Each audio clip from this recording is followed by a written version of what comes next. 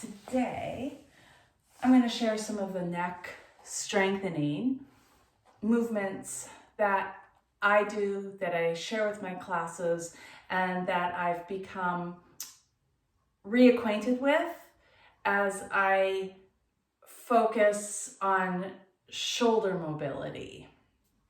So in my quest to have healthy shoulders and to share movements with friends and students for healthy shoulder movement and mobility, the neck is often overlooked in that equation. And the neck is part of the upper part of the shoulders here. And many of the muscles of the scapula connect into the neck. And so a strong neck will support shoulders. One of the exercises that I found, or movements that I found years ago from a book that I have called Structural Yoga Therapy. And it talked about how people go to the chiropractor and they get adjusted and they feel great, and then it goes back out. And a lot of that is because you can adjust the bones, but then if your connective tissue and your muscles aren't supporting that realignment, then it's eventually going to move back out until the next time that we go back in. So one of the ways that is suggested or was shown to help create more of an awareness of how the muscles, our neck muscles, can help create a structure to hold the cervical spine in place, is to find a goalpost lying on your back.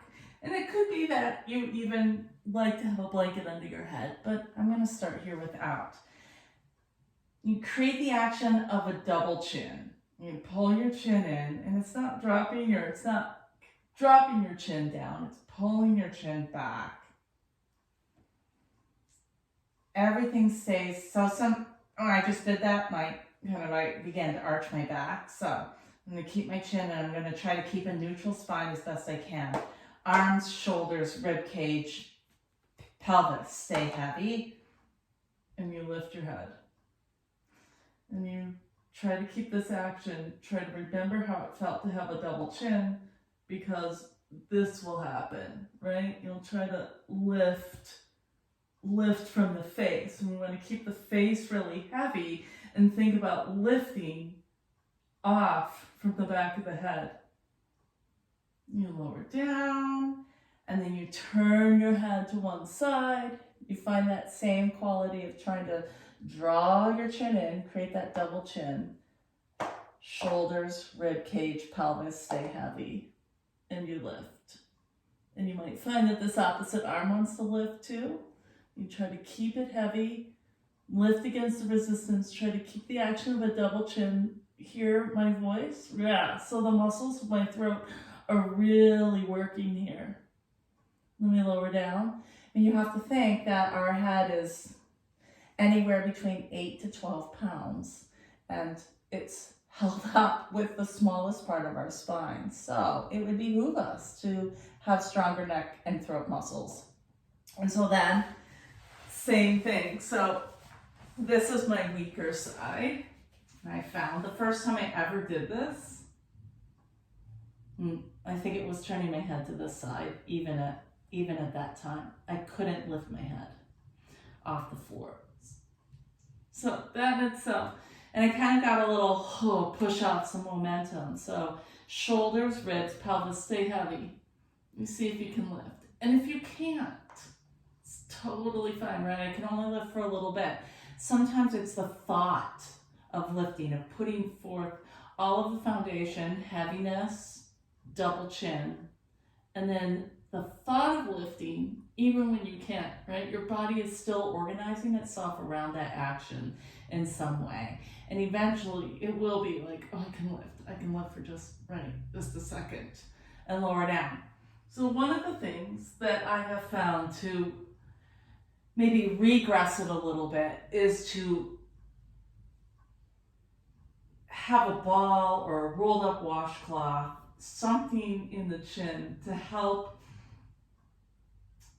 make a stronger connection into the feeling of what a double chin feels like, or what it feels like to lengthen the back of the neck. So you can do all of these the same way, but anchoring, holding with a ball. And then the ball gives us feedback as to when we start to get so fatigued, right, that you can't hold the ball anymore, and then you know that you're done. You've exhausted that particular movement for that moment. You pause, you reconnect, see what you can do.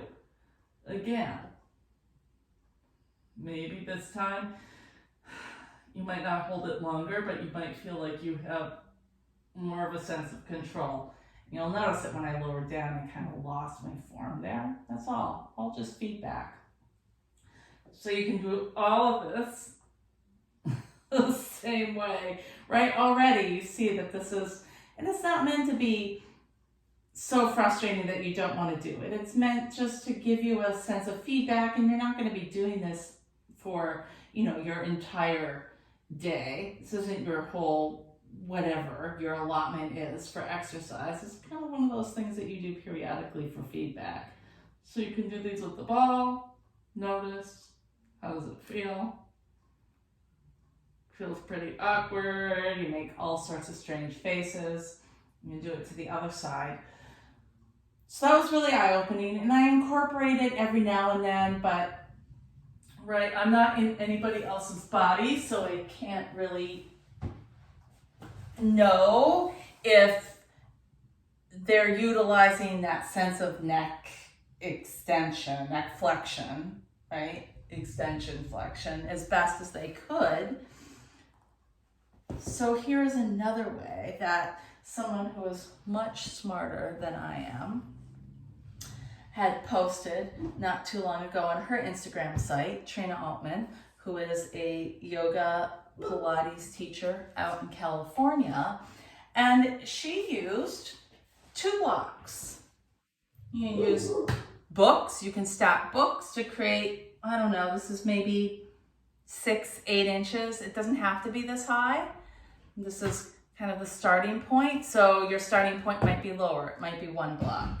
And because these are cork, I'm using a blanket. Just give me some cushioning behind my head. So these are neck bridges. Regular bridges, right? Pressing into the back of the head, lifting, that kind of thing. Neck bridges are a little bit different.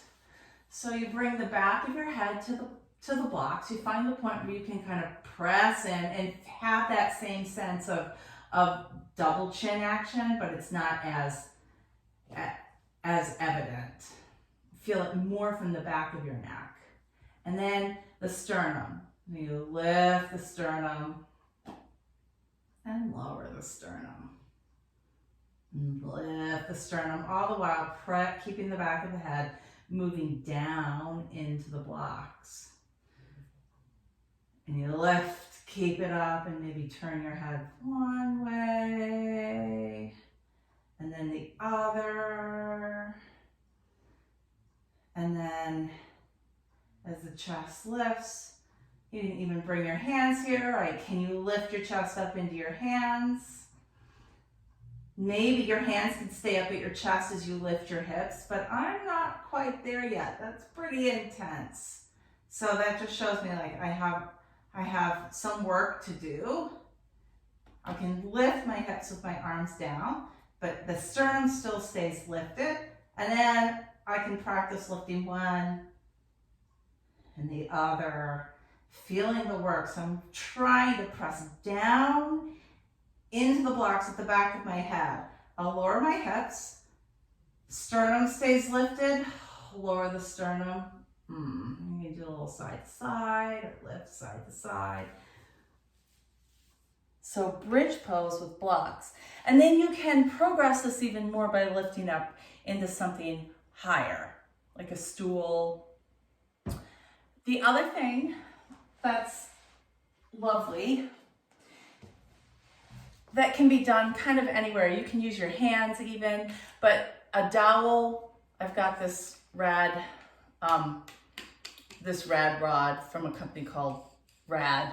It's a myofascial release tool, but it works pretty well for this too. You could use a broomstick, but you bring it to the back of your skull and you find that sense of double chin, pressing the dowel in, pressing the back of the head gently into the dowel to give you a sense of even greater length. So you can press it in this way, right? But now you no longer have a double chin. You want to create that length, that lift, and you might even translate into a feeling of toning or of inner tension somewhere along your lower belly or even down into your pelvic floor, and then you can turn side to side.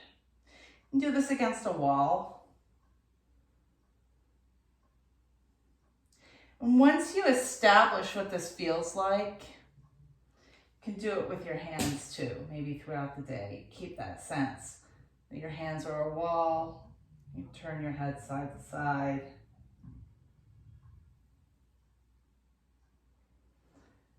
So those are a couple of tips for exploring what your neck strength might be like.